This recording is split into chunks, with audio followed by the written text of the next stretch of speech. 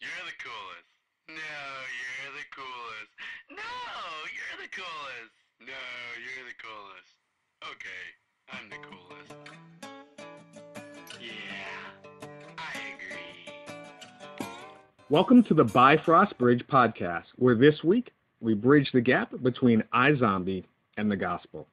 If you don't know what the BiFrost Bridge actually is, just check out episode 1 of the BiFrost Bridge podcast, where we explain it in detail and why we're talking about it. Now, this week we're talking about iZombie, and if you don't know what that is, it's okay. I'm about to tell you. iZombie is a current TV show on the CW that bridges the gap between CSI and The Walking Dead. Imagine a medical examiner, and if you're old school, imagine Megan from Body of Proof, or if you're just old, imagine Quincy. You may need to Google him, but imagine that medical examiner as a sometimes human-ish, sometimes zombie-ish thing, and there you have iZombie. Now, although truth be told, the series is based on a DC comic of the same name that came out about 2010. But in the TV show, the main character, Liv Moore, is a promising medical resident. She gets scratched by a zombie and has to eat brains to keep herself from becoming a full-on deadified zombie. And yes, I believe deadified is a word. Now, she quits her promising medical career as a doctor to work for a medical examiner in a morgue so she can have steady access to brains. I mean, that's sure, like genius. That's just sure way to make sure you can have what you need. However, here's the problem. Whatever brains she eats, she gains part of their memories. But she uses these memories to help a police detective solve crimes.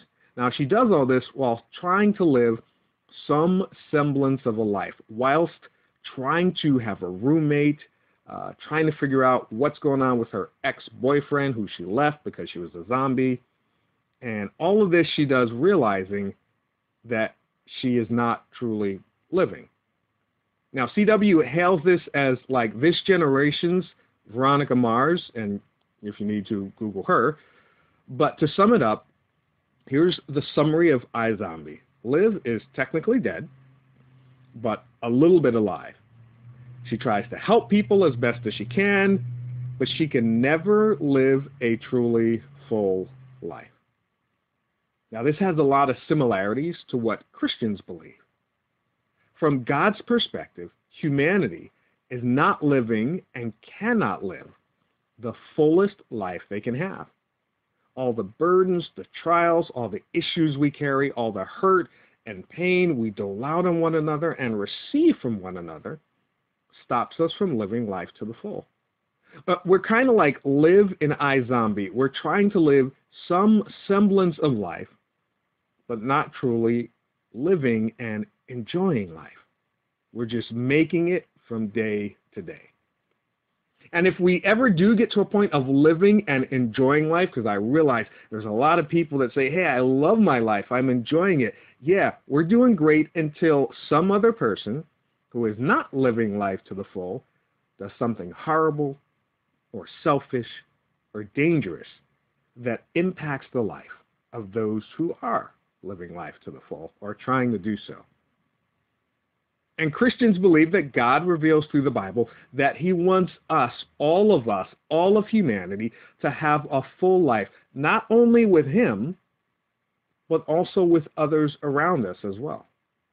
That's what Christianity is truly all about, experiencing all of God's love, all of God's mercy, all of God's grace, and sharing it with those around us so that we can all live life to the full without like having to eat any brains. So feel free to share your thoughts and comments on iZombie, or whether or not you like the show, or I'd love to hear if anyone's actually read the comic series and if they enjoyed that. For me personally, I think the show is okay. There's just not enough zombie in it for me. And I don't need like full-on Walking Dead zombie, although that show has gotten more about drama than zombie, in my opinion. But a little more zombie in iZombie and a lot less eating brains like a delicacy, and I'd be there. I'm still watching, and I'm going to continue to until I get to the point where I'm just bored. But I would love to hear your thoughts, your questions, your comments, and feel free to share any questions or comments you have on what you think it means to live a Christian life as well. I'd love to hear that. So again, until next time, true believers.